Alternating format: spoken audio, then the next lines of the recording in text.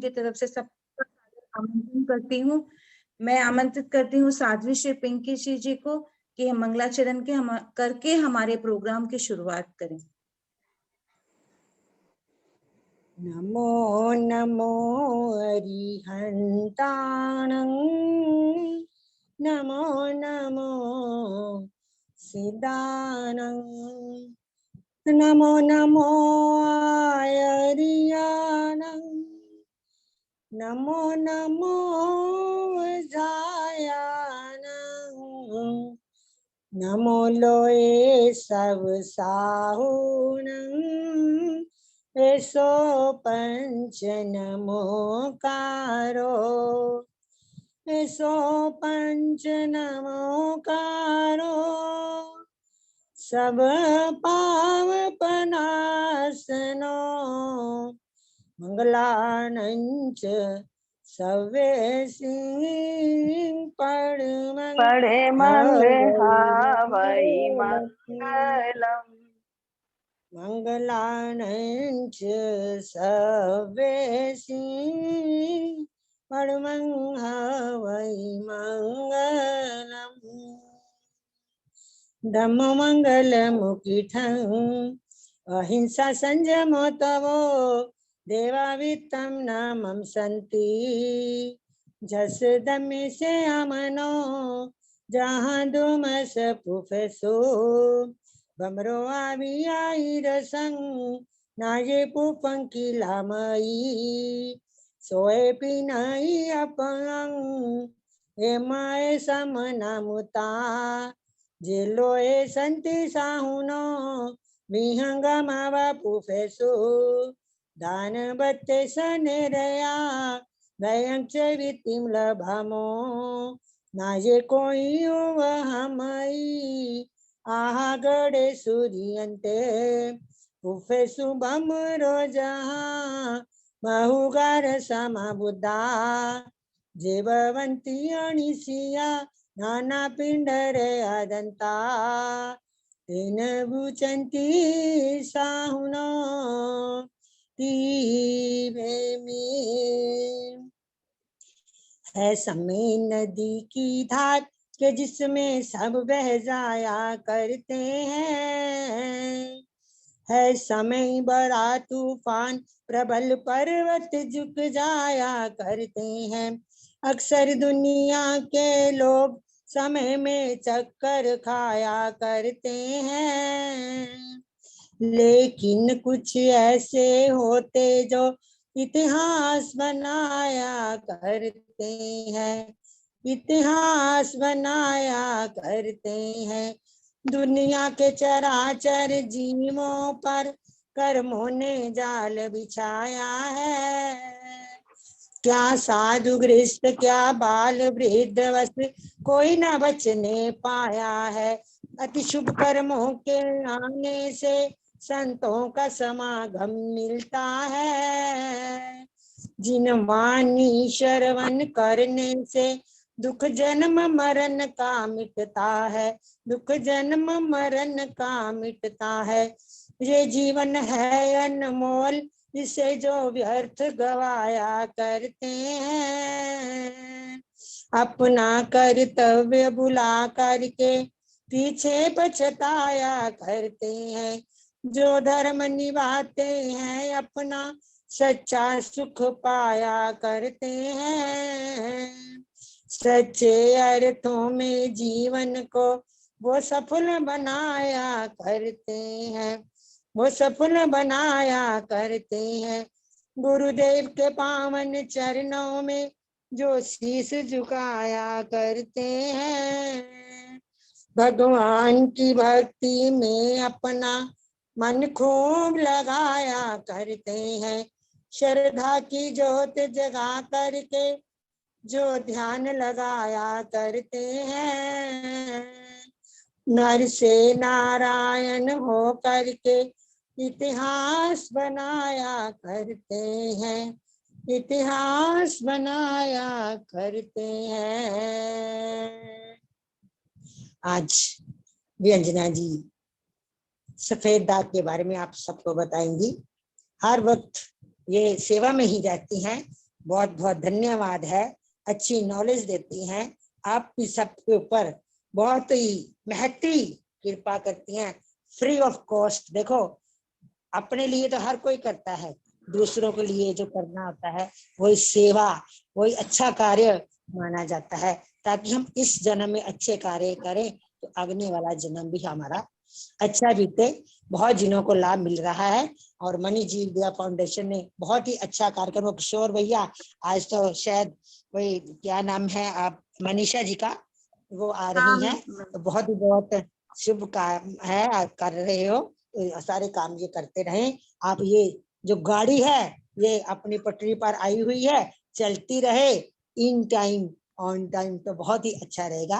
इन शुभकामनाओं के साथ रंजना जी का, मनीषा जी का, मणि जी का, किशोर भैया जी का, बहुत जितने भी पार्टिसिपेंट्स है सबका धन्यवाद धन्यवाद धन्यवाद। ओम शांति शांति। अब अपना कार्य को अपना रूप दे। बहुत बहुत शुभकामना, मंगल। हाँ जी रंजना जी। आज हमारे बीच है डॉक्टर व्यंजना जी, जो हमें बताएंगे leucoderma, that is white leprosy के बारे में। योग से, कोई दवा से कैसे उसकी चिकित्सा हो सकती है। तो मैं किशोर अंकल की तरफ से आप सबका बहुत बहुत अभिनंदन करती हूँ और मैं चाहती हूँ कि आप इस प्रोग्राम को आगे बढ़ाएं और हमें इसका लाभ दें। बहुत धन्यवाद। बहुत बहुत हमारी साथी बहुत बहुत सादर नमन करती हूँ। आप सभी को का स्वागत करती हूँ, सबको सादर नमन करती हूँ।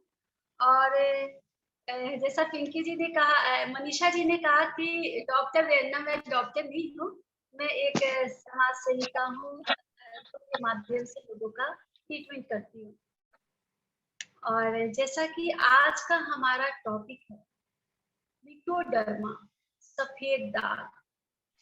नाम सुनकर ही आदमी की रूह कांप जाती है, जिसके शरीर पर हो जाता है वो देखने में ही भयग्रस्त लगता है, डरावना लगता है।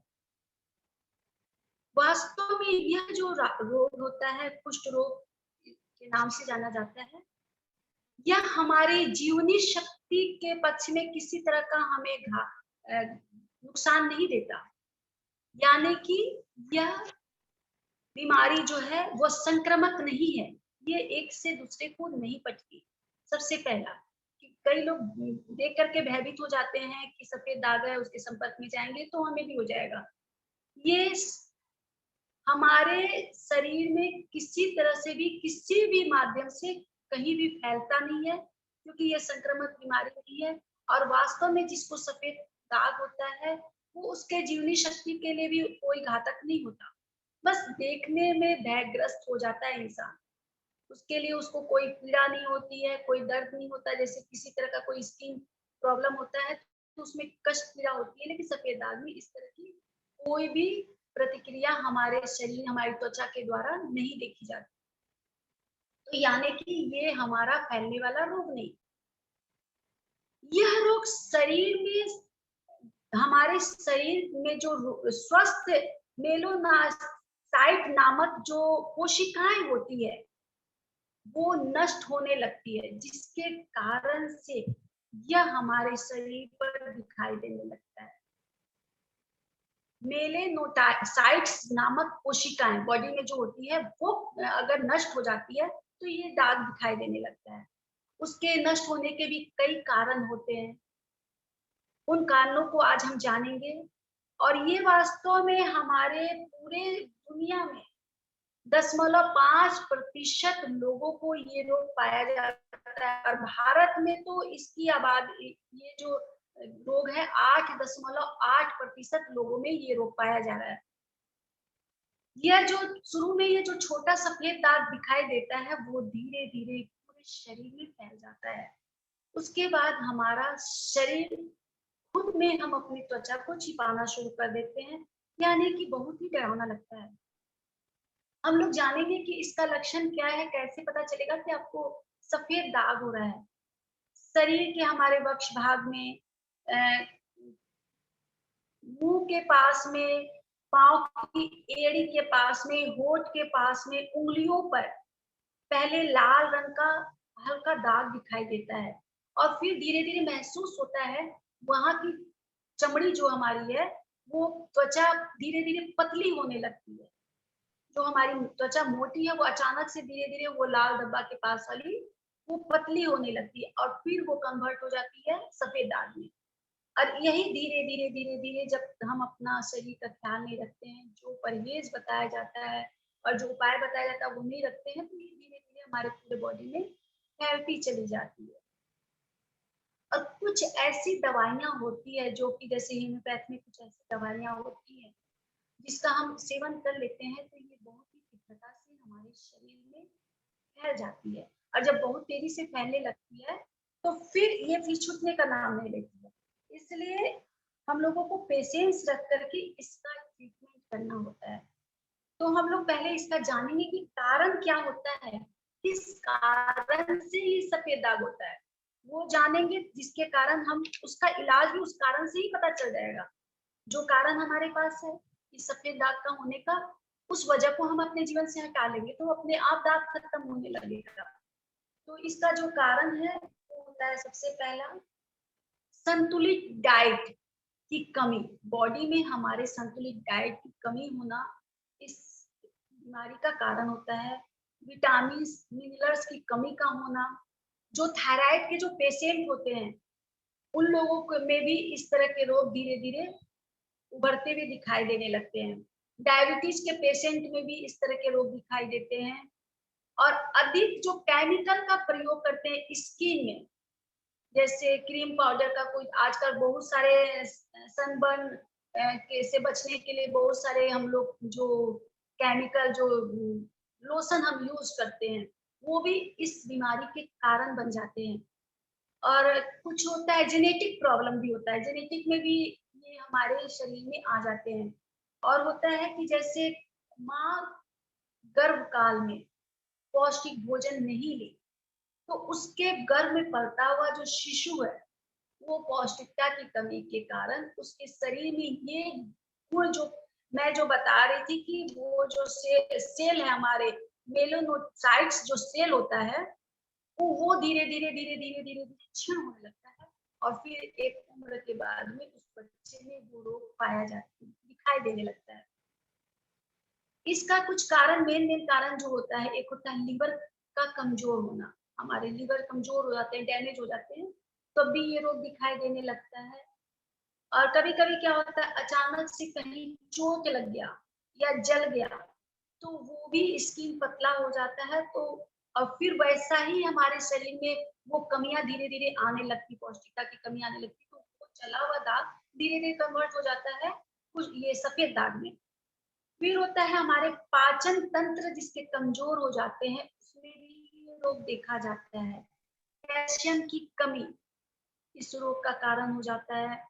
फिर बच्चों के पेट में जो कृमि होता है, कीड़ी जो बच्चों के पेट में पाया जाता है उसके कारण भी ये रोग देखा जाता है। साथ ही साथ सबसे बड़ा होता है कि रक्त का दूषित होना। हमारे जो खून जो होते हैं ब्लड वो अगर दूषित होने लगते हैं तो धीरे धीरे ये बीमारी स्वतः हमारे पूरे शरीर में फैलनी शुरू हो जाती है। कब्ज इसका कारण होता है। और अमाशय में कई तरह के जो रोग होते हैं उन रोगों में जो हम ट्रीटमेंट लेते हैं, जो दवाइयां यूज करते हैं, वो दवाई भी इस बीमारी का कारण हो जाता है। साथ ही साथ इस रोग में एक सबसे जरूरी है कि जानना कि हमारा जो शरीर होता है वो सप्त धातु से बना होता है। 7 धातु हम जो भोजन करते हैं उससे हमारे शरीर में 7 धातु का निर्माण होता है। उन सातों धातु के अनबैलेंस्ड होने से, अनियंत्रित होने से स्किन का प्रॉब्लम होता है। स्किन के जितने चर्म रोग जितने होते हैं उसी के कारण होते हैं। लेकिन ये जो सफेद दाग जो होता है वो मेन 3 हमारे शरीर के धातु के विकृत होने से होता है। पहला रक्त, मांस और मेद, यानी कि हम लोगों को सबसे ज्यादा अपने ब्लड पर ध्यान देना है कि ब्लड जो दूषित हो रहा है उसको कैसे ठीक किया जाए, जिसके कारण क्योंकि हमारा जो भोजन हम लेते हैं वो एक दूसरे से पहले रस तैयार होता है, रस से मांस बनता है, मेद बनता है, मज्जा बनता है, अस्थि बनता है, रक्त बनता है। इसी तरह धीरे धीरे वही भोजन ही पूरे शरीर के सब धातु का निर्माण करते हैं। तो हम अपने ये जो भोजन है उस भोजन में परिवर्तन ले आएंगे तो अपने आप हमारा रक्त शुद्ध हो जाएगा, मेद भी शुद्ध हो जाएगा, मांस भी हमारे बॉडी का बैलेंस में आ जाएगा, नियंत्रित हो जाएगा और हमारा जो ये रोग है जो फैल रहा है वो धीरे धीरे रुकेगा और फिर कम होने लगेगा। तो हम लोगों को मेन है कि उसके जड़ पर प्रहार करना है। ज्यादातर सफेद दाग उन लोगों में पाया जाता है जो विरोधा आहार लेते हैं, विरोधा भोजन लेते हैं, जो हम लोग को नहीं लेना है। जैसे खीर खा लिए, मीठा खाए, मीठा के बाद में थोड़ा खट्टा खा लिए, नमकीन खा लिए, चटपटा खा लिए, वो विरोधा आहार में आता है। मांस मछली का सेवन किए उसके बाद में तुरंत दूध का जो प्रोडक्ट होता है या खीर होता है उसको ले लिए तो ये बीमारी देखी जाती है। उड़द के दाल को दही के साथ में सेवन कर लिए, ये बीमारी देखी जाएगी। मधु के साथ में घी मिला करके, जैसे कई लोग मधु और रोटी साथ में घी लगा रोटी और उसमें मधु मिला करके उसको खाते हैं, वो भी बीमारी का आहार में होता है और इस रोग को जन्म देता है। फल के बाद तुरंत जो हम भोजन कर ले पानी पीते हैं वो भी विरोधाहार में आता है। फल खा के तुरंत पानी बिल्कुल भी नहीं पीना है, ये हमारे शरीर को, हमारे ब्लड को धीरे धीरे गंदा करता है और हमारा खून जो है वो अनबैलेंस्ड होता है, जो उसमें जो शक्ति आनी चाहिए वो धीरे धीरे दूषित हो जाती है। दूषित होने के कारण हमारे शरीर में ये रोग देखा जाता है। तो ये कई तरह के जो कारण होते हैं उन कारणों से बचना है। और भी कई विरोधाहार होते हैं जो हम लोगों को नहीं लेना है, जो कि हम लोग ले लेते हैं। जैसे दाल हम लोग लेते हैं, प्राय लोगों के घर में पंचमेला की दाल बनाई जाती है, 5 तरह के दाल को मिला के बनाते हैं, विरोधाहार है। ये आपके लिए नुकसानदायक है। कोई भी दाल लीजिए, एक दाल का सेवन कीजिए। और कुछ सब्जियां होती है जैसे पोई का साग हुआ, सफेद बैगन हुआ, फिर आपका मशरूम हुआ, इस तरह के जो तामसिक जो भोजन होते हैं वो भी सफेद दाग को उत्पन्न करते हैं। तो ये जो विरोधाहार में जो मैं बता रही हूँ वो सब तो बिल्कुल ही नहीं लेना है और साथ ही साथ हमें क्या लेना है उस पर विशेष ध्यान देना है। जैसा कि मैं बताई कि इसका कारण होता है कब्ज, जिसके कारण लीवर खराब होता है। अब कब्ज में हो क्या रहा है इसको हमें देखना जरूरी है। कब्ज हुआ, मैं हर क्लास में इस चीज को रिपीट करती हूँ, यानी कि हर बीमारी का जो कारण होता है मेन होता है कब्ज। कब्ज हुआ, कब्ज होने के कारण क्या हो रहा है, वो गंदगी हमारे शरीर में जमा हो रही है, हमारी आंतों में जमा हो रही है, हमारे ग्राह्य नलियों में जमा होती है, दीवारों में सट जाती है। सटने के बाद वहीं पे पड़े पड़े वो सड़न देना शुरू करती है, सड़ने लगती है, क्योंकि निकल तो रहा नहीं है बाहर, उसकी सफाई की क्रिया तो हो नहीं रही है, पेट क्लीन नहीं हो रहा है, तो वो जमा हो रही है। अब वो जमा होने के बाद वहां से उस दीवार से, जो मल में सटा हुआ दीवार है, उससे वो दूषित हवा के रूप में गैस पूरे शरीर में फैलती है। शुरू में एसिडिटी होती है, गैस की प्रॉब्लम होती है, खट्टा ढकार आता है, धीरे धीरे आपका खट्टा ढकार भी आना बंद हो जाता है। फिर क्या होता है, वो सारी एसिडिटी आपके ब्लड में घुस जाती है और ये जैसे ही पूरा एसिडिटी आपके ब्लड में चला जाता है, कई तरह के भयानक भयानक रोग आपको आपके शरीर में दिखाई देने लगते हैं। Blood pressure, diabetes, heart, cancer, CIT कई तरह के प्रॉब्लम, अर्थराइटिस, ये जितने प्रॉब्लम है सारे के कारण जो है यही है, ब्लड में एसिडिटी का बढ़ जाना। अब हम ब्लड के एसिडिटी को कैसे खत्म करें, मेन हमारा यही उद्देश्य होना चाहिए कि ब्लड में जो एसिडिटी आए, क्योंकि हम जो दवा ले रहे हैं कुष्ठ रोग के लिए, सफेद दाग के लिए जो दवा लेंगे, वो दाग की दवा जो हम यूज करेंगे वो काम नहीं करेगा जब तक हम अपने ब्लड को क्षारीय नहीं बनाएंगे। अभी क्या है, एसिडिटी बढ़ी हुई है, उसमें एसिड की मात्रा बढ़ी हुई है, उसको अल्काइन करेंगे। जैसे वो क्षारीय हो जाएगा आपका ब्लड, जैसे वो हमारा अम्ल से क्षार में कन्वर्ट हो जाएगा हमारा ब्लड, अपने आप बीमारी धीरे धीरे खत्म होने लगेगी। तो हमें मेन हमारा उद्देश्य होना चाहिए कि अपने ब्लड को अम्ल से क्षार में कन्वर्ट करना। तो हम लोग इसको क्षार में कैसे कन्वर्ट करेंगे, इसको हमें देखना जरूरी है कि हम ऐसा क्या क्या भोजन लें जो कि हमारे शरीर में, हमारे ब्लड में जो ये अम्ल की मात्रा बढ़ी है, हमारे शरीर में जो रक्त, मांस, मेद जो तीनों अनियंत्रित हो गया है, दूषित हो गया है, उसको नियंत्रित करें। तो उसको नियंत्रित करने के लिए हमें सबसे ज्यादा जरूरी होगा कि ज्यादा अम्लीय भोजन का त्याग करना। ज्यादा नहीं, यहाँ तक कि अगर आपको, क्योंकि ये बीमारी बहुत तेजी से फैलती है, जितनी धीरे धीरे ये इसका दाग दिखाई देता है उतनी तीव्रता से ये फैलता भी है। तो तुरंत आपको सारा अम्लीय भोजन को वही स्टॉप करना होगा। हर हाल में, किसी भी स्थिति, किसी परिस्थिति में आपको अम्ल युक्त भोजन जो है नहीं लेना है। एसिडिटी बढ़ाने वाला कोई भोजन नहीं लेंगे। अब क्या क्या नहीं लेंगे? तामसिक भोजन बिल्कुल नहीं लेंगे। आपको नहीं लेना है तेल, चिकनाई बिल्कुल नहीं लेना है। दाल जो होता है, प्रोटीन युक्त जो भोजन होता है, उसको भी नहीं लेना है। ये जो गरिष्ठ जितने भोजन होते हैं वो आपके लिए नुकसानदायक होते हैं। लेना क्या है? आपको लेना है खट्टा मीठा फल। खट्टा मीठा फल हमारे ब्लड की का रिफाइन करता है। खट्टा मीठा फल का सेवन करेंगे। फिर आपको इसमें पानी की मात्रा कम से कम 4.5 लीटर पानी आपको दिन भर में, जो सफेद दाग से परेशान है, स्किन की किसी तरह की उनको प्रॉब्लम होती है, वो 4.5 लीटर पानी को पिएंगे। साथ ही साथ इस ये जो रोगी होते हैं उसको तीन चीज को, क्योंकि ये तीन विकार से पैदा हुए हैं, हमारे रक्त, मांस और मेद से पैदा हो रहे हैं, तो तीन चीज को अपने जीवन में अवॉइड करना ही करना है। क्या? दिवा निद्रा, मतलब दिन में नहीं सोना है, रात्रि जागरण बिल्कुल नहीं करना है, स्त्री के साथ नहीं रहना है, मतलब हमें अपने रिलेशन में उस समय नहीं रहना, एकदम परहेज। एक तरह से हमें उस समय ब्रह्मचर्य का पालन करना है। और ये जो पेशेंट होते हैं उसको ज्यादा भोजन कभी भी नहीं लेना। एकदम जैसे होता है ना, हम लोग कुछ टेस्टी खाना बनता है तो ठूस ठूस के खा लेते हैं। पहला डकार आया, उसके बाद दूसरा डकार ले लेते हैं, फिर तीसरा भी ले लेते हैं। अब हो गया हमारा सत्यानाश पेट का। पहला डकार कहता है बंद कर दो, हो गया, अब मत खाओ। पहला डकार बोल दिया आपको कि अब वायु के लिए जगह छोड़ना है, पानी के लिए जगह छोड़ना है, तब तो हम उसमें पीसेंगे। अब पीसेंगे तब तो बाहर निकलेंगे। तो वो हम लोग को उसको स्पेस देना है, वायु के लिए भी और पानी के लिए भी।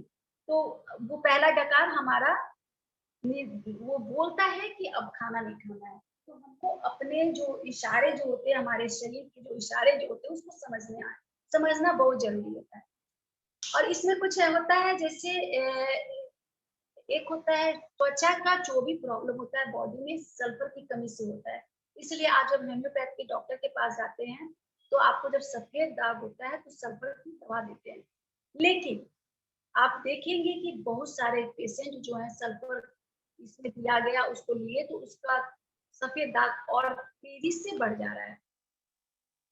अब वो क्या दवा में क्या रहता है, क्या प्रॉब्लम रहता है, वो मुझे नहीं पता। लेकिन मैं यही जानती हूँ कि आपके शरीर में सल्फर की जो कमी है, उस कमी को हम प्राकृतिक रूप से कैसे पूरा करें। दवा नहीं ले रहे हैं हम, प्राकृतिक रूप में ऐसा कौन सा चीज है जिसमें सल्फर पर्याप्त मात्रा में पाई जाती है, उसको हम चुनेंगे। तो वो होता है हमारे गौमूत्र में। गौमूत्र में सल्फर की मात्रा बहुत ही ज्यादा पाई जाती है, और हमारे हर्रे में भी। तो ये जो हमारा, हमको क्या करना है, 50 मिलीग्राम गौमूत्र लेना है और 6 ग्राम हर्रे का पाउडर लेना है। दोनों को पीस करके इसको सुबह में खाली पेट लेना है। ये हमारे शरीर में सल्फर की मात्रा बढ़ाएगा, और जो हमारा जो शरीर में सेल हमारा जो डेड हो रहा था, जो मात्रा हमारी कमी हो रही थी, उसको भी धीरे धीरे धीरे धीरे उसका भी विकास करना शुरू होगा। तो ये जो सफेद दाग है उसमें रुकावट आ जाएगी। वो जैसे ही रुक जाएगा उसके बाद हम ट्रीटमेंट देंगे। ट्रीटमेंट में क्या देंगे? जैसे एक होता है कि जैसे मैं खाना बताई उसमें तो पूरा ध्यान देना है कि एकदम से अम्लीय भोजन का त्याग करना है, भूल के भी नहीं लेना है। तो कैसे खाना है वो मैं बता रही हूँ। 3 पत्ता वाला एक होता है साग होता है, जो कि सड़क पे हर जगह, यहाँ तक कि विदेशों में भी, बड़े-बड़े शहरों में भी आप रोड के किनारे देखेंगे 3 पत्ता वाला अमरूल साग उसको बोलते हैं, अमरूल। आप गूगल पे सर्च करेंगे तो आप पहचान जाएंगे, आमरूल नाम होता है। आमरूल साग को पीसना है, उसका रस निकालना है। सुबह सबसे पहला आहार उसको लेंगे। सुबह सुबह उठे से पहले आमरूल का रस पी लिए 1 कप। फिर 1 घंटा के बाद आप क्या करेंगे, कद्दू का रस बना करके 1 कप पी लिए। ये सारा आपके शरीर में छा नहीं जाना है, जो है, आपको काफी होता है। नहीं है मेरे पास। मैं फिर पाठ करा। ये सारे चीज आपके ब्लड की रिफाइन कर रहे हैं। अम्लीय आपका जो ब्लड है उसको क्षारीय में कन्वर्ट करेगा। 1 घंटा के बाद आप ले लिए कद्दू का रस ले लिए। फिर उसके बाद आपके पास जो भी साग उपलब्ध है, बथुआ या पालक, तो अगर पालक उपलब्ध है तो पालक का साग का रस बना लिए, या बथुआ है तो बथुआ का साग का रस बना लिए, और उस रस को 1 घंटा के बाद पिए। ये आपका सुबह का जो भोजन है उसको बता रही हूँ। उसके फिर 1 घंटा के बाद में आप हरा सब्जी, जितना भी हरा सब्जी आपके घर में है उस सब्जी को बनाइए। खाली हल्दी नमक डाल करके, कुछ नहीं डालिए, हल्दी नमक डालिए, उबालिए और उसको खूब बढ़िया से बैठ जाइए 1 कटोरा भर करके, जितना आपके पेट में अट सके सारा सब्जी खा लीजिए। यानी कि सुबह में आपको भूल करके भी दूसरा चीज नहीं लेना है, वो आपके लिए नुकसानदायक होगा। सुबह का नाश्ता इन्हीं सब चीज से करना है। और फिर उसके बाद में आपके पास जगह है तो आप फल खा लीजिए। खट्टा मीठा जो फल होता है, नारंगी हुआ, संतरा हुआ, सेब हुआ, अंगूर हुआ, अनार हुआ, ये सारे जो फल होते हैं, ये उसके बाद आप भरपेट नाश्ता कर लीजिए। ये आपका सुबह का नाश्ता हुआ। अब उसके बाद में आप अब क्या करेंगे, दोपहर में जब भूख लगता है, दाल बिल्कुल नहीं लेंगे जब तक आपके शरीर का सफेद दाग खत्म नहीं होता है, दाल नहीं लेना है। तो आपको क्या लेना है, आप चावल बनाए, भात बना लिए और हरी सब्जी को बढ़िया से, सादा सब्जी बिना मिर्च मसाला तेल डाले हुए सादा सब्जी बनाए। थोड़ा सा टेस्टी के लिए हरा मिर्च उसमें डाल देंगे। हरा मिर्च का बीज निकाल देंगे, बीज नहीं डालना है। हरा मिर्च का जो छिलका होता है वो बस लेना। हरा मिर्च में एक गुण होता है कि ये हरा मिर्च आपको नुकसान करता है जब आप उसको बीज समेत खाते हैं, और यही हरा मिर्च का जब आप बीज निकाल देते हैं तो एक हरा मिर्च जो होता है, हरी मिर्च आपके लिए एक एप्पल का जो पौष्टिकता है वो आपको देता है। यानी कि एक सेब की जो ताकत है, वो ताकत एक हरी मिर्च का बीज निकाला हुआ हरी मिर्च में आपको मिल रहा है।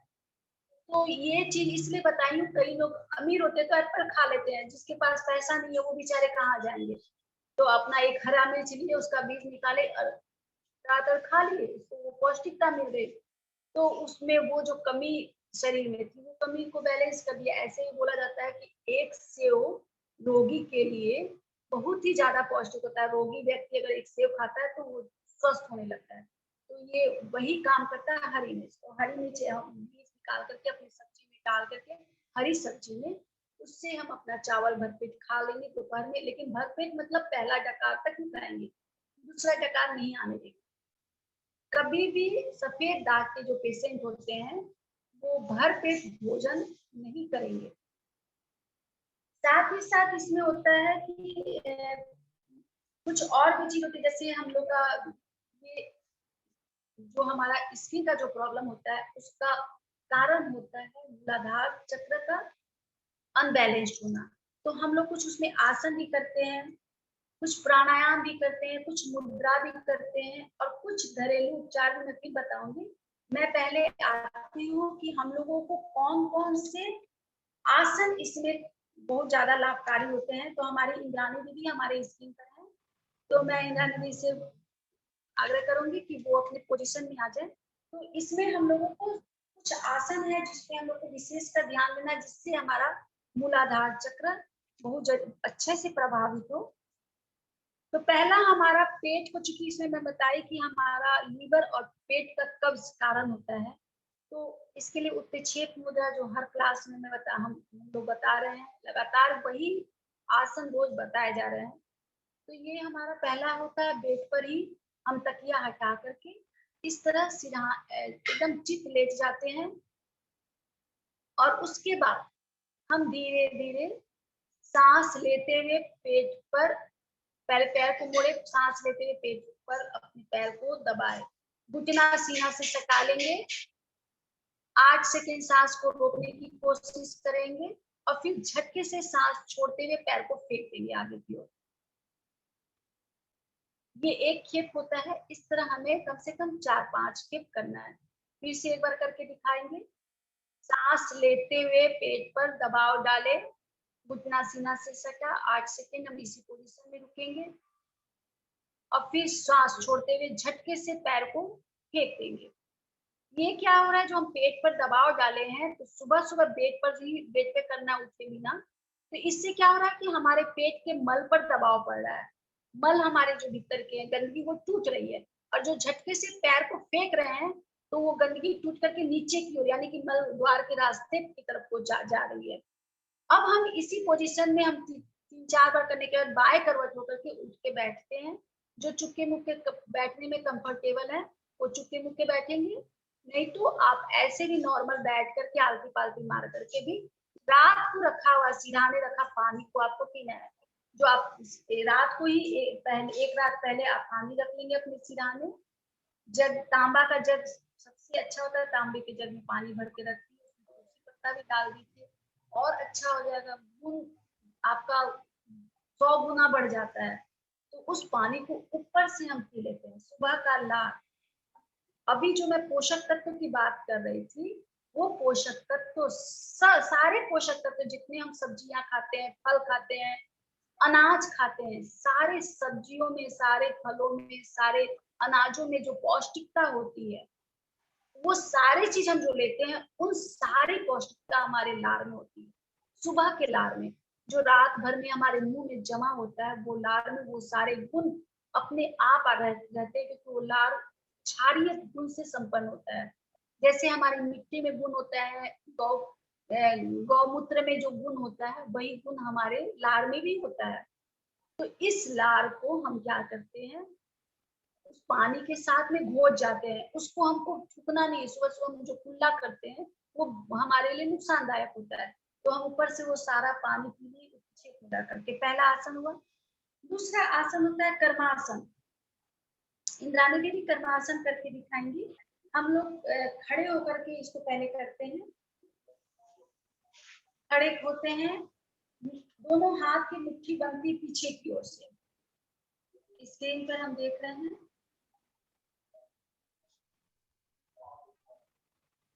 अब हम श्वास को छोड़ते हुए धीरे धीरे धीरे धीरे दाहिनी ओर झुकते हैं, और बायां हाथ हमारा जितना हम इस साइड में ले जा सकते हैं। स्क्रीन पे आप देखिए, इंद्राणी देवी कर रही है।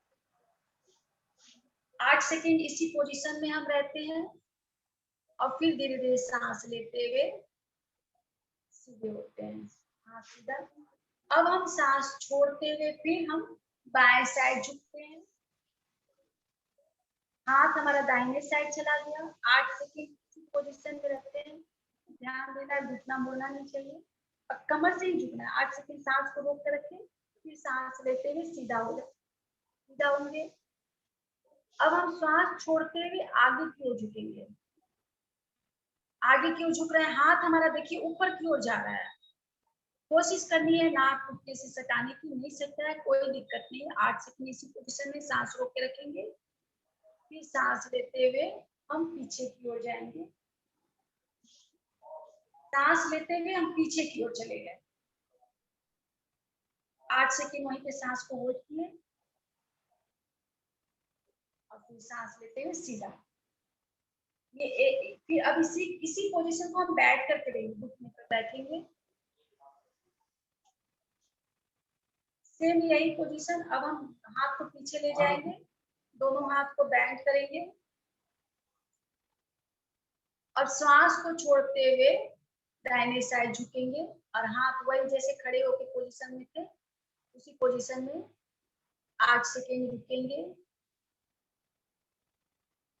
फिर सांस लेते हुए ऊपर।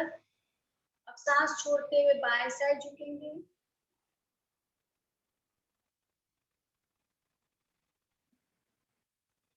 हाथ देख रहे हैं, जब बाएं साइड झुकते हैं तो दाहिने साइड हमारा हाथ बन जा रहा है। केवनी मुड़नी नहीं चाहिए। 8 सेकंड इसी पोजीशन में रहेंगे। फिर सांस लेते हुए धीरे धीरे हम पूर्वावस्था में आते हैं। अब सांस छोड़ते हुए आगे की ओर झुकेंगे।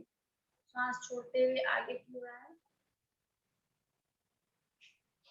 हाथ ऊपर, माथा नाक जमीन से सटा हुआ है। 8 सेकंड सांस को रोक कर रखे हुए हैं। फिर सांस लेते हुए धीरे धीरे हम ऊपर जाएंगे। अब पीछे की ओर सांस लेते हुए पीछे की ओर चले जाएंगे। कोशिश करनी है हमारा जो हाथ है वो जमीन से टच हो जाए। 8 सेकंड इसी पोजीशन में रहते हैं। गर्दन एकदम तना रहता है, छत को देखते हैं। फिर उसके बाद सांस छोड़ते हुए नॉर्मल। ये हमारा खड़े होकर के बैठ करके ये एक खेप होता है। इस तरह हमें इसका 8 खेप करना है। तो ये कर्मासन हुआ।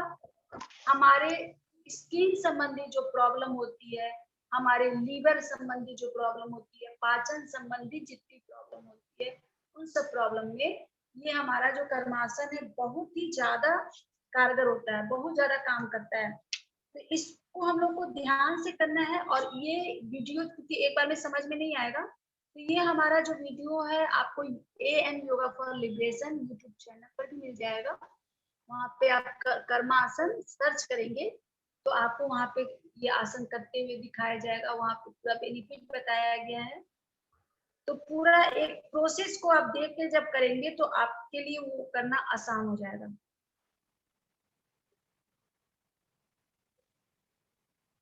तो इस तरह हमें कर्मासन करना है।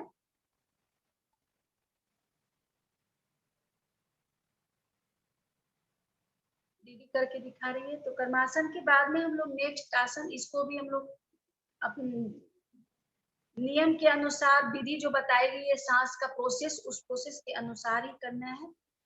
तीसरा आसन होता है उड्डयन। वो भी हम खड़े होकर के करेंगे। खड़े होकर के कैसे करना है इसको? उड्डयन मुद्रा है। उड्डयन मुद्रा में हम, हाँ साइड से हो जाएगी कि अच्छे से दिखाई देगा। हम पहले झुकते हैं कि अपने हाथों से घुटने को पकड़ते हैं। अब हम सांस को पूरा बाहर क्यों निकाल देंगे, पूरा श्वास बाहर क्यों निकालेंगे। अब हम श्वास को बाहर छोड़ने के बाद में अब पेट को भीतर की ओर खींचेंगे। पेट और पीठ एकदम आपस में सट जाए, इसको ध्यान में देखना है। कोशिश करनी है कि पेट और पीठ को आपस में खींच करके सटाने की कोशिश, यानी कि पेट को संकुचित करना है पीठ की तरफ। 8 सेकंड उसी पोजीशन में श्वास को रोक कर रखते हैं और उसके बाद धीरे धीरे धीरे धीरे हम पूर्व अवस्था में सांस लेते हुए खड़े हो जाते हैं। ये हम कर रहे हैं उड्डयन। फिर से एक बार करके देखिए उड्डयन मुद्रा को। पहले घुटने को पकड़ते हैं हम, पूरा श्वास बाहर की ओर निकाल दिए, सांस को रोक लिए। अब फिर अब पेट को पीठ से सटाने की कोशिश करेंगे।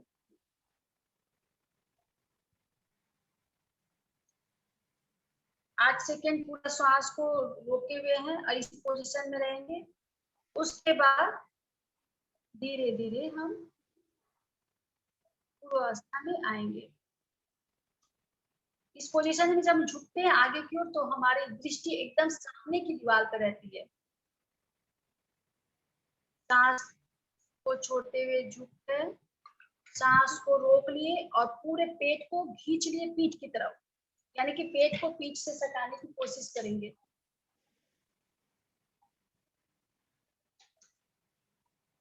आठ सेकेंड इसी पोजीशन में रहेंगे, उसके बाद हो जाएंगे। ये हमें 4 खेप करना है। 8 खेप इसको करना है।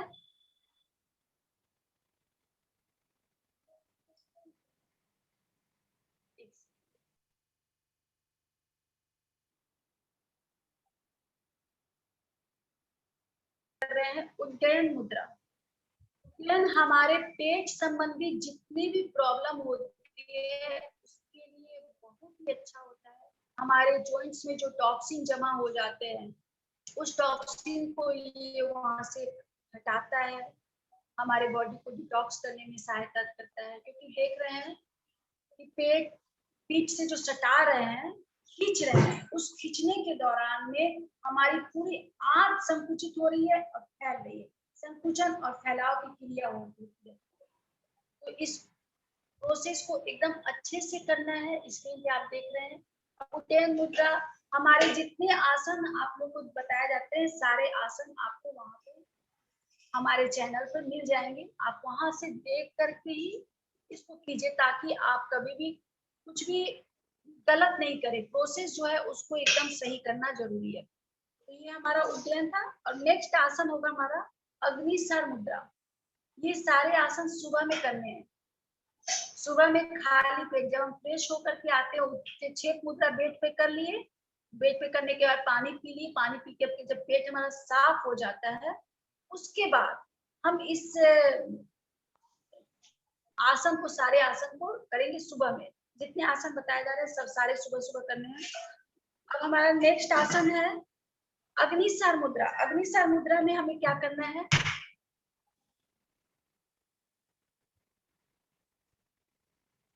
नॉर्मल इंद्राणी दीदी स्क्रीन पे दिखाई दे रही है। नॉर्मल हम बैठे हुए हैं। अब हम श्वास लेते हुए सुखासन में या सिद्धासन में बैठेंगे। पुरुष इसको पद्मासन में भी कर सकते हैं। सुखासन, सिद्धासन या पद्मासन, तीनों में से जो जिसमें हम कंफर्टेबल है उसमें करेंगे। अब हम श्वास लेते हुए दोनों हाथ को कमर पर ले आएंगे। श्वास लेते हुए कमर पर हाथ, अंगूठा हमारे पीछे की ओर रहेगा, कमर के पीछे की ओर। और श्वास को छोड़ते हुए धीरे धीरे अपने दोनों हाथ को आगे की ओर ले जाएंगे। मध्यमा उंगली नाभि के ऊपर रहेगी और कस के अपने हाथ से पेट को दबाने की कोशिश करेंगे। 8 सेकंड इसी अवस्था में हम सांस को रोक करके रहेंगे।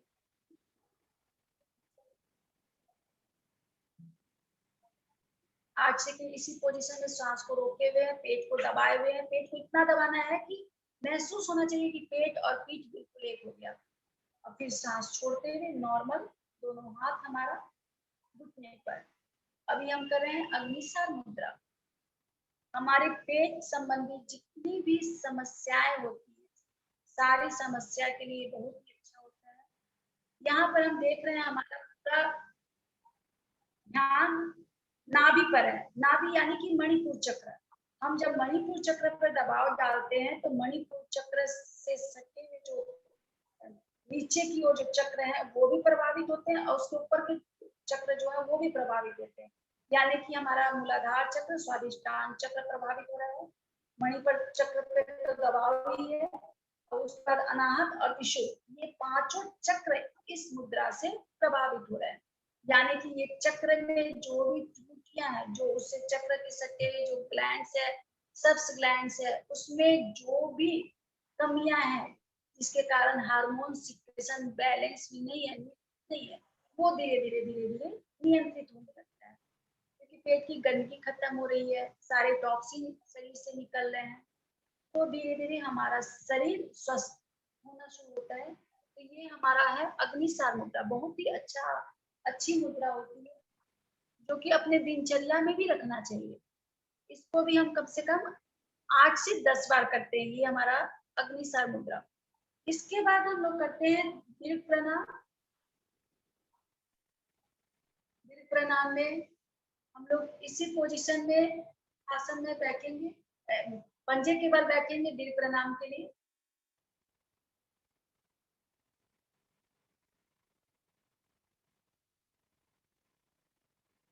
शायद हमारी इंद्राणी दीदी का नेटवर्क चला गया है, तो कोई बात नहीं है। तब तक हम लोग वो फिर हमसे जुड़ेंगे, तब मैं आगे के हम लोग ये आसन को बताएंगे। तब तक हम लोग चलते हैं कुछ इस पे जो हमारे जो आहार होते हैं, उस आहार पे थोड़ा सा और हम लोग नजर डालते हैं विस्तृत रूप से। क्योंकि मैं जितना बताई वो तो सारे आहार ट्रीटमेंट के रूप में हम लोग ले रहे हैं। कुछ और आहार होते हैं जो कि हम लोग को लेना है इस बीमारी में, इस सफेद दाग में बहुत ज्यादा काम करता है। हरी हरी हरी पत्तेदार जो सब्जियां होती है फायदेमंद होती है। साथ ही साथ इसमें हमारा होता है गाजर फायदेमंद करता है, लौकी का तो मैं बताई ही हूँ जूस पीने के लिए, सोयाबीन जो होता है वो, और दाल तो नहीं लेना है, प्रोटीन नहीं लेना है। कभी कभी अगर आपको दाल लेने की इच्छा है तो एक दाल मूंग की दाल आप ले सकते हैं, वो भी बहुत दिनों पर कभी मन किया तो ले लेंगे, तो पतला दाल हींग डाल करके उसको छौंक जरूर लगाना है। साथ ही साथ इसमें आपको सुबह में अंकुरित किए हुए चने, मूंग, ये सब इसमें फायदेमंद होता है। जिससे अभी बता रही हूँ कि प्रोटीन नहीं लेना है, लेकिन जब आप इसी को अंकुरन कर लेते हैं सुबह में भिगो करके, तो वो प्रोटीन नहीं रहते, उसमें सारे पोषक तत्व आ जाते हैं, क्योंकि उसमें अंकुरन आ गया, तो उसका गुण ही एकदम चेंज हो जाता है। जो चना हम ऐसे ले रहे थे वो उसका गुण और ये जो अंकुरन किया हुआ चना, दोनों के गुण में अंतर हो जाता है। इसमें पूरे पौष्टिकता आ जाती है, सारे पौष्टिकता आ जाती है। तो इसको लेना, इंद्रानी दीदी हम लोग से जुड़ गई है, तो हम लोग आगे का आसन करेंगे। दीर्घ प्रणाम के लिए एड़ी पर हम लोग बैठ जाते हैं, पंजे पर बैठे हैं, पंजे के बल हम बैठ गए। अब हम सांस लेते हुए दोनों हाथ को ऊपर ले जाते हैं, कान से सटाते हैं। प्रणाम की मुद्रा में सांस को छोड़ते हुए धीरे धीरे हम नीचे की ओर झुकते हैं। क्यों मुड़नी नहीं चाहिए, नाक और ललाट जमीन से सटा रहेगा, हमारी जंघा पूरे पेट से सटी रहेगी, बटक नहीं चाहिए। 8 सेकंड हम इसी पोजीशन में रहते हैं। उसके बाद धीरे धीरे श्वास लेते हुए पूर्वावस्था में आते हैं। ये हमारा दीर्घ प्रणाम। रिलैक्स होते हैं, आंख बंद करते हैं, हाथ दोनों जंघा पर रखते हैं, 2-3 बार लंबा गहरा सांस लेते हैं। उसके बाद फिर से इस आसन को 8 खेप करते हैं। हमारा हम लोग कर रहे थे दीर्घ प्रणाम का अभ्यास, 8 खेप इसको करेंगे। ये भी आसन हमारे चैनल पर मिल जाएगा आपको, युवा कॉलिब्रेशन में। उसके बाद होता है हमारा योग मुद्रा। ये सारे जो आसन है, जो योग मुद्रा, भुजंगासन, दीर्घ प्रणाम, ये 3 आसन ये रोज करने वाले आसन है, इससे हमारे सारे ग्लैंड एक्टिवेट होते हैं। हम लोग दूसरा करेंगे योग मुद्रा। योग मुद्रा में हम सुखासन में बैठते हैं, दाहिना पैर भीतर, बायां पैर आगे, बायां पैर भीतर, दाहिना पैर आगे। हाँ। अब हम सांस लेते हुए दोनों हाथ पीछे ले जाते हैं, दाहिने हाथ से बाई कलाई को पकड़ते हैं पीछे की ओर, सांस लेते हुए ले गए। अब श्वास छोड़ते हुए धीरे धीरे आगे की ओर झुकते हैं, नाक और ललाट जमीन से सटा हुआ रहेगा। 8 सेकंड इसी पोजीशन में हम सांस को रोक कर रखते हैं, फिर सांस लेते हुए पूर्वावस्था में आ जाते हैं और फिर रिलैक्स होते हैं, आंख बंद हो जाती है। आसन करते समय हमेशा आंख खोल के करना है, रिलैक्स होते समय आंखें बंद कर लेनी। इस आसन को, योग मुद्रा को भी हम 8 खेप करते हैं। सांस लेते हुए दोनों हाथ पीछे, दाहिने हाथ से बाएं कलाई को पकड़ लें, सांस छोड़ते हुए धीरे धीरे हम आगे को झुकते हैं, नाक और ललाट जमीन से सटा हुआ है। 8 सेकंड इसी पोजीशन में सांस को रोक कर रखते हैं, फिर धीरे धीरे श्वास लेते हुए पूर्व अवस्था में आ जाते हैं। ये हमारा योग मुद्रा है, इसको भी हम 8 खेप करते हैं। फिर और अगला आसन होता है भुजंगासन। भुजंगासन में हम पेट के बल लेट जाते हैं, पेट के बल लेट कर रिलैक्स के पोजीशन में, हाथ बगल में, पैर एकदम ढीला, एकदम शरीर पूरा ढीला छोड़ देते हैं। अब पोजीशन में आते, दोनों पैर आपस में सटा लिए, हथेली कंधे के पास, ठुड्डी जमीन पे सीधे। अब हम सांस लेते हुए धीरे धीरे अपने शरीर धड़ को ऊपर करते हैं, नाभि जमीन से सटी रहेगी। 8 सेकेंड हम इसी पोजीशन में सांस को रोक कर रखते हैं, कोशिश करना है गर्दन ऊपर की ओर, छत की दीवार को।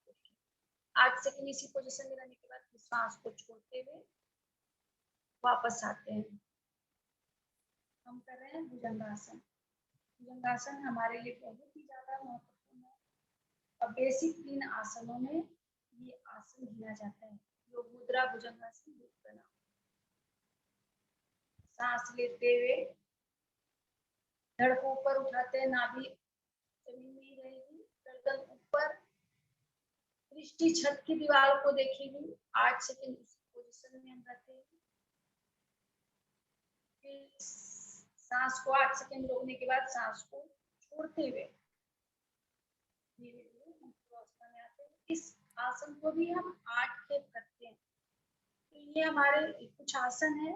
अब हम लोग करेंगे प्राणायाम का अभ्यास, मुद्रा का अभ्यास। मुद्रा में हम लोग इसी तरह लेट जाएंगे शवासन में। शवासन में लेट गए, आग्नेय मुद्रा। आग्नेय मुद्रा में हम लोग एकदम चित्त लेटे हुए हैं। हमारा मन धीरे धीरे मन को कॉन्सेंट्रेट करते हुए नाभि पर ले जाते हैं। मणिपुर चक्र पर मन को कॉन्सेंट्रेट करते हैं। एकदम ध्यान से मन की आंखों से अपनी नाभि पर स्थित जो हमारा मणिपुर चक्र है, त्रिकोण आकृति का, लाल रंग का, त्रिभुजाकार, उस आकृति को देखना है। धीरे धीरे उस आकृति को देखते देखते उसके बीच में जो सेंटर है, एक प्रकाश बिंदु, उसको महसूस करना है, उसको देखना है। अब उसको हम जब दिखना शुरू हो जाता है, उसके बाद हम श्वास की क्रिया शुरू करते हैं। धीरे धीरे श्वास लेते हैं लंबा गहरा, और मन वहीं पे कॉन्सेंट्रेट रखना है। किसी भी बाहरी जगत को कुछ भी नहीं सोचना है। धीरे धीरे श्वास लंबा गहरा लिए, फिर धीरे धीरे श्वास छोड़े। एक खेपा। इसी तरह फिर धीरे धीरे श्वास लंबा गहरा श्वास लिए, फिर धीरे धीरे श्वास को छोड़ दिए। इस तरह 7 खेप हमें मन को नाभि पर रख करके इसका अभ्यास करना है। हम अभी अभ्यास कर रहे हैं आग्नेय मुद्रा। मन को नाभि पर कॉन्सेंट्रेट करके इसका अभ्यास कर रहे हैं। 7 खेप इसको करने के बाद में हम बाएं करवट होंगे और बाएं करवट होकर के हम बैठेंगे पद्मासन में या सिद्धासन में, सुखासन में, जिसमें आप कंफर्टेबल हैं, उस पोजीशन में हम इसमें बैठेंगे और हम करेंगे आग्नेय प्राणायाम। इसमें प्राणायाम का अभ्यास बहुत ही ज्यादा फायदेमंद होता है। तो प्राणायाम में भी हम मन को नाभि पर ही रख रहे हैं। इसमें हम एक ध्यान की मुद्रा में एक हाथ रखते हैं, हमारा बायां हाथ ध्यान की मुद्रा में दाहिने हाथ के अंगूठे से दाहिने नासिका छिद्र को बंद करते हैं। बाएं से धीरे धीरे श्वास लेते हैं, लंबा गहरा श्वास लिए, फिर बाएं को बंद किए के सारे, फिर धीरे धीरे श्वास को छोड़ते हैं और फिर इसी नाक से धीरे धीरे श्वास लंबा गहरा लेते हैं।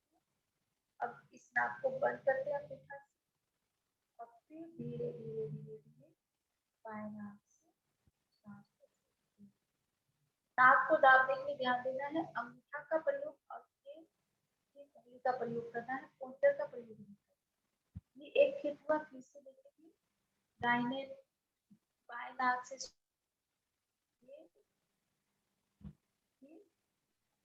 दाब दिए, फिर धीरे धीरे दाहिने नाक से सांस को छोड़ दिए, अंगूठा हटा देंगे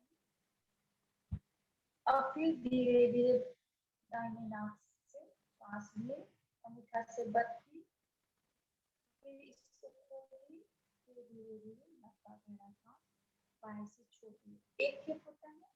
इस तरह हमें आग्नेय प्राणायाम का अभ्यास 7 खेप करना होता है। जो भी अभ्यास प्राणायाम का पहली बार करते हैं, वो पहले सप्ताह 3 खेप करेंगे और हर हफ्ता एक खेप बढ़ाते जाएंगे। जैसे एक पूरे सप्ताह 3 खेप, अगले सप्ताह 4 खेप, फिर 5 खेप, इस तरह करते करते जब 7 खेप हो जाता है तो उसको कंटिन्यू करना है। हमें 7 खेप की अभ्यास करना है प्राणायाम का, उससे ज्यादा बिल्कुल भी नहीं करना है। तो प्राणायाम में हमारा भाव क्या रहता है, ये तो हमारा करने का एक प्रोसेस आपको बताया गया। हमारा भाव रखना है, मन आपका कॉन्सेंट्रेट है नाभि पर, यानी कि मन मणिपुर चक्र पर कॉन्सेंट्रेट है, एकदम पूरा ध्यान मन से, मन की आंखों से आप नाभि को देख रहे हैं, मणिपुर चक्र को देख रहे हैं। अब धीरे धीरे हम जब सांस ले रहे हैं, ये प्रोसेस चल रहा है, श्वास लेते समय आपका भाव रहेगा इस सृष्टि जगत में चारों तरफ जो प्राण शक्ति फैली हुई है, वह प्राण शक्ति आपके नाभि से आपके शरीर में प्रवेश कर रही है। अब पूरे शरीर में चारों तरफ वही प्राण शक्ति फैल गई, और जैसे वो चारों तरफ फैल के आपके शरीर में जो हमारी 10 वायु होती है, 5 मुख्य वायु और 5 गौण वायु, उस 10 वायु को नियंत्रित करके फिर वही प्राण वायु उसी नाभि से पुनः बाहर निकल रही है, अब पूरी सृष्टि में चारों तरफ फैल रही है। यानी कि प्राणायाम के अभ्यास के समय भाव आपको रखना है कि प्राण वायु आपके नाभि से भीतर जा रही है और आप प्राण वायु को ही शरीर से नाभि के माध्यम से बाहर निकाल रहे हैं। और ये श्वास लेने की जो क्रिया होती है, इस पे ध्यान देना क्या है कि जिस गति से, जिस रिदम से आप श्वास ले रहे हैं, धीरे धीरे लिए उसी रिदम से, उसी गति से धीरे धीरे छोड़े, उसी गति से फिर लिए, फिर उसी गति से छोड़े। ऐसा नहीं करना है कि जल्दी लिए जल्दी छोड़े या जल्दी लिए धीरे छोड़े, बिल्कुल नहीं। गति एकदम दोनों की बराबर होनी चाहिए, शुरू से आखिर तक का रिदम एक समानांतर चलना चाहिए, बराबर, अंतराल भी बराबर, रिदम भी बराबर। तो ये हमारा था आग्नेय प्राणायाम। ये कुछ अभ्यास थे जो कि हमें दैनिक जीवन में जो सफेद दाग के जो पेशेंट होते हैं उनको करना है।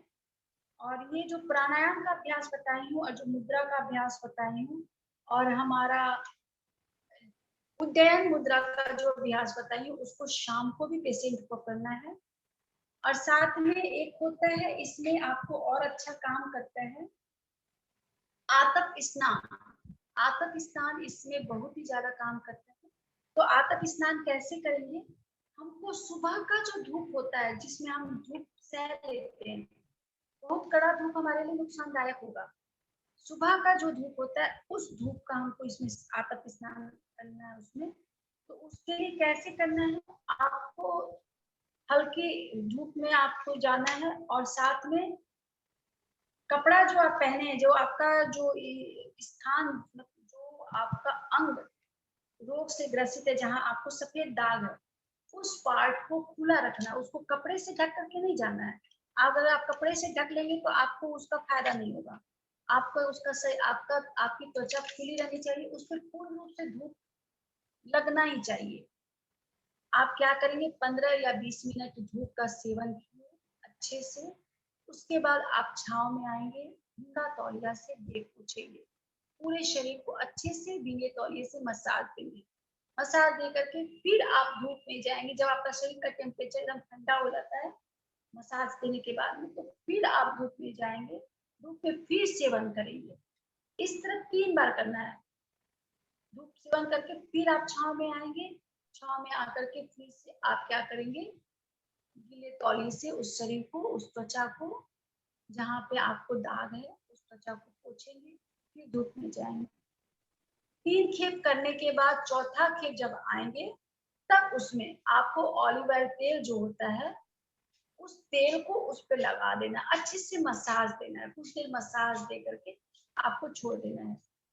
ये जो मसाज की क्रिया है इसमें बहुत ज्यादा काम करती है। और कुछ ऐसी चीजें हैं जो कि इसमें जादू की तरफ फायदा दिखती है। जितना मैं जो ट्रीटमेंट जो बताई थी कि सुबह से आपको क्या क्या डाइट में लेना है, सुबह का नाश्ता, उसके बाद कौन सा जूस लेना, उसके बाद कौन सा जूस, ये सारे उस व्यक्ति के अनुभव है जिसके सफेद दाग छूट गए। बहुत सारा दाग था, अब हल्का सा रह गया है, पूरा दाग उनका कवर हो रहा है, वो ठीक धीरे धीरे पुराने चमड़े में उनका रंग आ रहा है।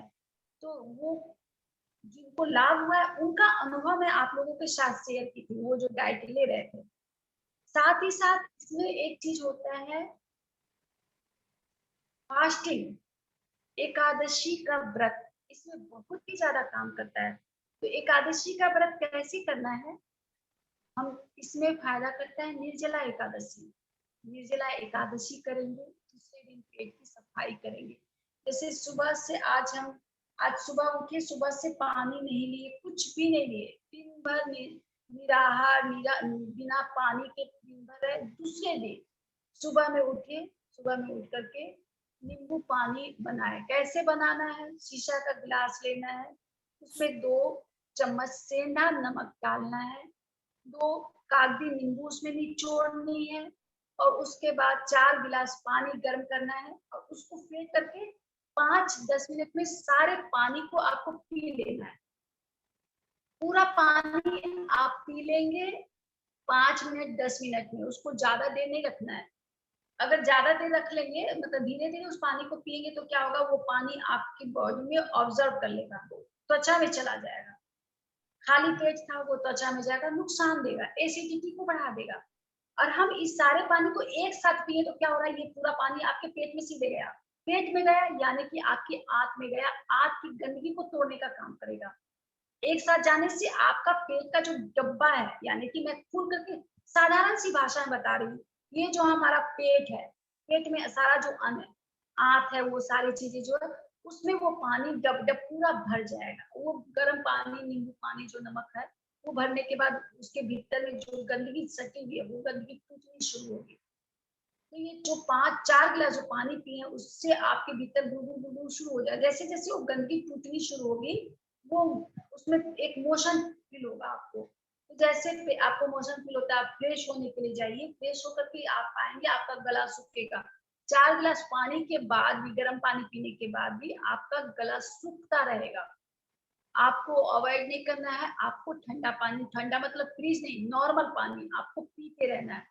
नॉर्मल पानी आप पी रहे हैं, फिर फ्रेश होने के लिए गए, फिर आए, फिर आपका गला सूखा, फिर पानी पीजिए, यानी कि 4 गिलास आप गर्म नींबू पानी बनाकर पी चुके हैं।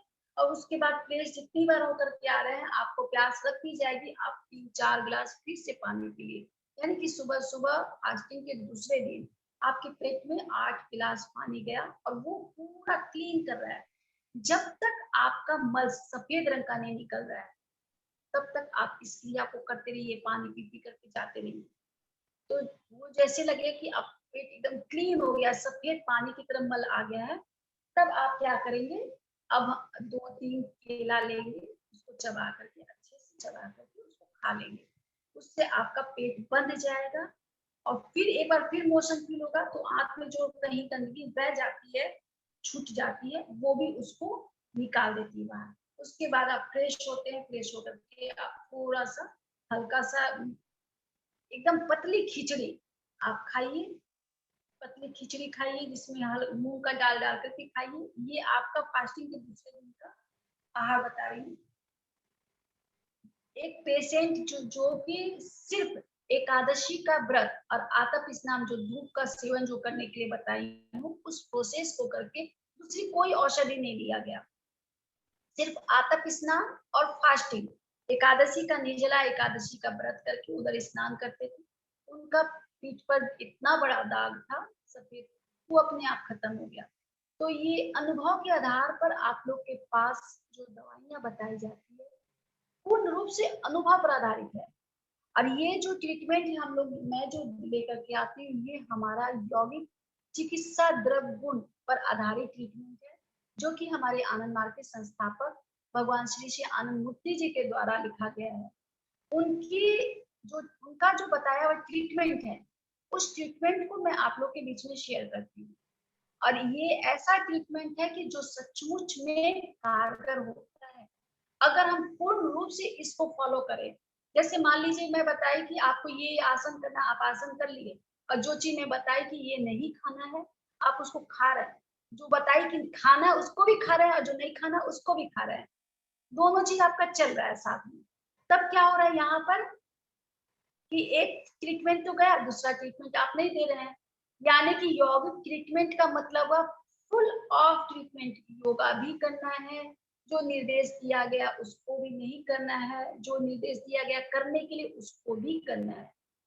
हर चीज को फॉलो करेंगे तब आपका होगा यौगिक ट्रीटमेंट। और कुछ ऐसी चीजें होती हैं जैसे तुलसी का पत्ता, पुदीना, ये सब क्षारीय गुण से संपन्न होता है। तो जितने भी क्षारीय गुण से संपन्न जो औषधियां होती है वो सब औषधियां इसमें फायदा करता है। यानी कि आप सुबह सुबह खाली पेट अगर तुलसी का पत्ता लेते हैं, उसका या जूस बना करके ले लेते हैं, 2 चम्मच ले लिए 10 ग्राम, और पुदीना का 10 ग्राम जूस बना करके ले लिए, तो वो भी आपके लिए शरीर में जो अम्ल की मात्रा बढ़ी हुई है उसको कम करता है।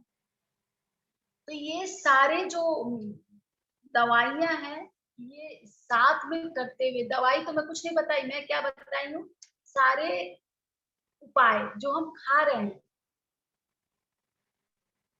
सारे जो उपाय जो बताए, जो हम प्रयोग कर रहे हैं अपने आहार में, वो आपको बताया गया। बस हमारा बीमारी दवाइयों से नहीं ठीक होता है, बीमारी ठीक होती है आपके बचाव से। हमेशा याद रखना है, हमारा परहेज ही हमारे बीमारी का इलाज होता है। अगर आप परहेज नहीं करेंगे तो आपको किसी तरह का कोई लाभ नहीं होगा। और एक और होता है जिसमें मैं बता दूं, शीतली प्राणायाम, इससे बहुत अच्छा काम करता है। शीतली प्राणायाम कैसे करते हैं? हम इसमें पद्मासन में बैठ जाते हैं और इसमें क्या करते हैं, हम नाक को बंद करते हैं, नाक को बंद कर लिए, जीभ को बाहर निकालते हैं, जीभ को बाहर निकालते हैं नली की तरह करके।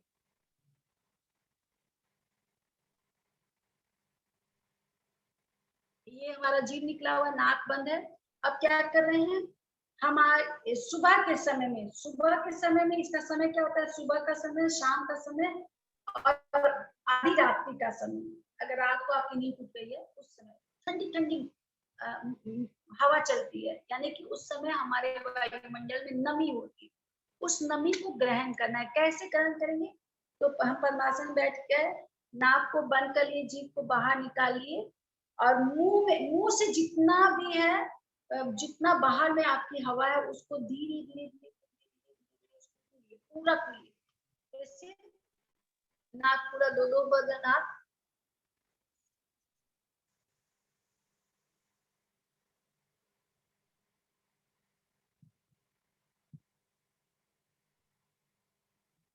जितना आप पी सकते हैं, जितनी हवा आपके भीतर जा रही, पूरी हवा, ठंडी हवा को ले लेना है। फिर उसके बाद में नाक और मुंह को, दोनों को 8 सेकंड खाते के लिए रोकना है। जैसे हम सांस ले लिए, उसके बाद अब नाक और मुंह दोनों को रोक लिए, मतलब कुछ भी सांस नहीं ले रहे हैं, ना मुंह से सांस ले रहे हैं ना नाक से सांस ले रहे हैं, यानी कि 8 सेकंड हम कुंभक अवस्था में रहे और उसके बाद धीरे धीरे धीरे धीरे हम अपने सांस को जो वायु हम जो लिए थे उसको नाक के द्वारा धीरे धीरे छोड़े।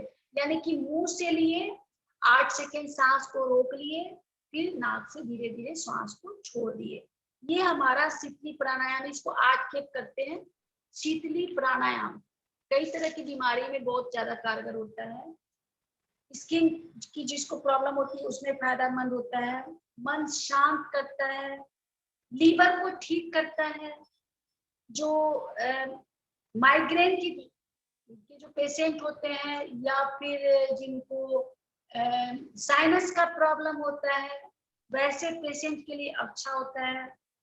जिसको बहुत ज्यादा प्यास लगती रहती है, हमेशा गला सूखता रहता है, उसके लिए ये प्राणायाम अच्छा होता है। हाई ब्लड प्रेशर वाले पेशेंट के लिए ये प्राणायाम फायदेमंद होता है।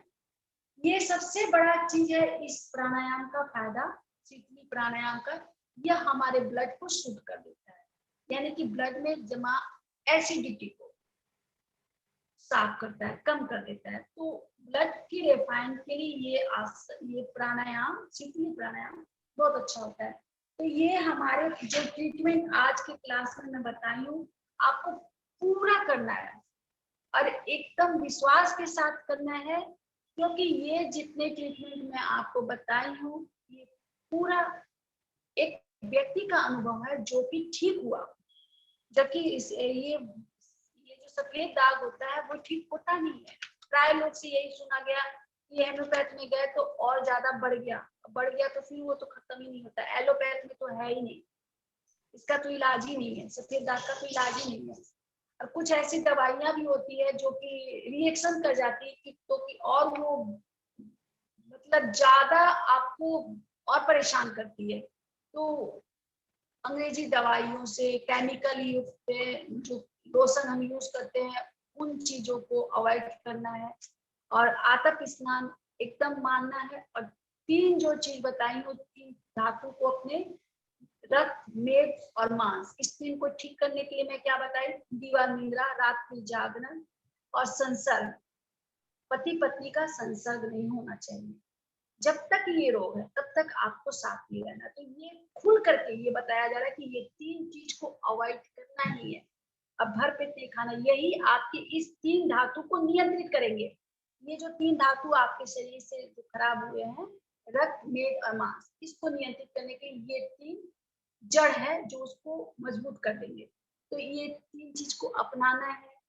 पानी 4.5 लीटर पीना है, योगासन जो बताया गया उसको मानना है, और तामसिक भोजन तो बिल्कुल नहीं लेना है, अम्लीय भोजन बिल्कुल नहीं छूना है। विष तुल्य जब तक सफेद दाग बॉडी में है तब तक विष तुल्य उसका त्याग करना है। यही सोच लेना है कि जब हम उस प्रोटीन युक्त भोजन को ले रहे हैं, अम्ल भोजन को ले रहे हैं, तो वो हमारे शरीर में विष का काम करेगा, हम उससे मर सकते हैं। ऐसी सोच रख करके भोजन करना शुरू करना है। जैसे विष तुल्य त्याग मतलब यही होता है कि सोच लेना कि वो विष है, तो अपने आप उसको नहीं छुएंगे, डर के मारे नहीं छुएंगे, क्योंकि कोई विष नहीं खाना चाहता, कोई मरना नहीं चाहता। तो हमें विष तुल्य ही उस चीजों का त्याग करना ही करना है। तो ये पूर्ण रूप से सारे ट्रीटमेंट को जब लेकर के हम आगे बढ़ते हैं, अब विरोधाहार जो है उसको भी नहीं लेते हैं, एकदम अच्छे से निर्देशानुसार खाना खा रहे हैं, ट्रीटमेंट ले रहे हैं, तो ये दाग धीरे धीरे धीरे धीरे आपका जो चमड़ा है वो चमड़ा धीरे धीरे अपने कलर में आने लगता है। जो सफेद हुआ था वो फिर से लाली आएगी, धीरे धीरे आपका कलर का बन जाएगा। तो छूटने लगती है बीमारी, एक जैसे थोड़ा सा कहीं छूटता है तो आपके भीतर एक ऊर्जा आती है, वो ऊर्जा देती है कि अब मैं ठीक हो रहा हूँ, तो आप में भीतर कॉन्फिडेंस आ जाता है। तो ये सारे जो ट्रीटमेंट बताया गया आप फिर से ईमानदारी से करने लगते हैं, एकदम ईमानदारी से। मैं यही बात बोलती हूँ कि कोई भी बीमारी का इलाज अगर आप कर रहे हैं तो खुद के प्रति जब आप ईमानदार होंगे तो एकदम ट्रीटमेंट आपका सही में सफल होगा और आप उस बीमारी से बाहर आएंगे। और मैं अगले क्लास में नई जानकारी के साथ आऊंगी। और कल का मेरा टॉपिक है, कल 7:15 बजे मेरा क्लास होगा, जिसमें मैं अर्थराइटिस पर क्लास देने वाली हूँ। बहुत सारे लोग अर्थराइटिस से परेशान हैं, जिनको भी उस क्लास का लाभ लेना है, इस क्लास से जरूर जुड़िएगा और इस क्लास का लाभ उठाइएगा। मैं लिंक आप लोग के ग्रुप में शेयर कर दूंगी। दूसरा लिंक है, इस लिंक से वो क्लास नहीं होगा, मेरा दूसरा लिंक रहेगा, मैं वो जरूर आप लोग के ग्रुप में शेयर कर दूंगी। जिनको भी उस क्लास का लाभ उठाना है आप उससे लाभ उठाइएगा। सभी को नमस्कार, और कुछ पूछना है तो आप जरूर पूछिए। सुनीता दीदी को नमस्कार।